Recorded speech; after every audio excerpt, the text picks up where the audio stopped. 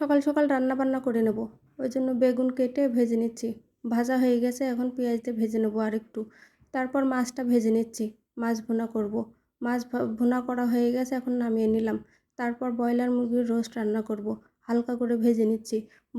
রোস্টটা আমার রান্না হয়ে গেছে, এখন পোলাও রান্না করব। পোলাওটা সেদিন অনেক মজা হয়েছিল। আসসালামু আলাইকুম। Hello everyone.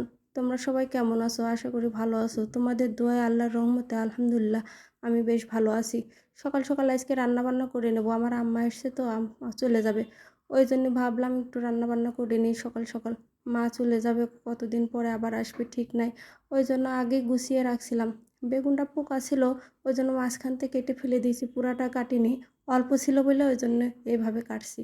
তারপর সুন্দর করে বেগুনটা ভেজে নিয়েছি। নেওয়ার পরে পেঁয়াজ মরিচ ভেজে তারপরে বেগুনটা ওর ভিতর দিয়ে দিয়েছি, দিয়ে ভালো করে নাড়াচাড়া করে নামিয়ে নিলাম। এইভাবে বেগুন ভাজি করে আমি যখনই বেগুন ভাজি করি, এভাবে বেগুন ভাজি করলে অনেক মজা লাগে। ওই জন্য আমি সবসময় এভাবেই করি। তারপর মাছটা সুন্দর করে ভেজে নিলাম। নেওয়ার পরে সব কিছু মশলা একটা বাটিতে রেখে দিয়েছিলাম। দিয়ে ওই মাছ ভাজার তেলের ভিতরেই আরেকটু তেল দিয়ে মশলাটা সুন্দর করে কষিয়ে নিয়েছি। নেওয়ার পরে মাছটা দিয়ে আরেকটু কষিয়ে নিলাম। নিয়ে এখন ঝোলের পানি দিয়ে দিলাম।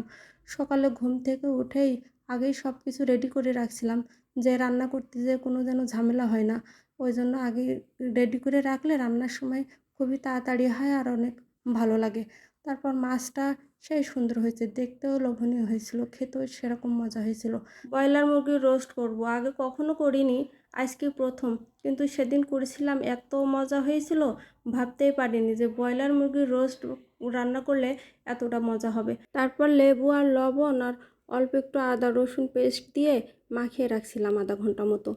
মাখিয়ে রেখে এখন হালকা করে ভেজে নিয়েছি, বেশি ভাজবো না। তারপর কড়াই তেল দিয়ে দারচিনি এলাচ দিয়ে দিয়েছি, আর এটার ভিতরে বাদাম আর জয়ফল আর পেঁয়াজ একসাথে ব্লেন্ডার করে নিয়েছি। নেওয়ার পরে আদা রসুন তারপর রোস্টের মশলা সব কিছু একসাথে দিয়ে এর ভিতর দিয়ে দিলাম। আর টক দই ছিল না, লেবু আর দুধ দিয়ে একটু টক দই বানিয়ে নিয়ে এর ভিতর দিয়ে দিলাম। ভালো করে কষিয়ে এখন রোস্টটা দিয়ে দেব। দিয়ে দেওয়ার পরে কিছুক্ষণ নাড়াচাড়া করব। নাড়াচাড়া করার পরে একটু দুধ দিয়ে দেব। এভাবে আমি রান্না করি। কে কীভাবে রান্না করে জানি না, আমি এভাবেই রান্না করি। কিন্তু সেদিন অনেক মজা হয়েছিল।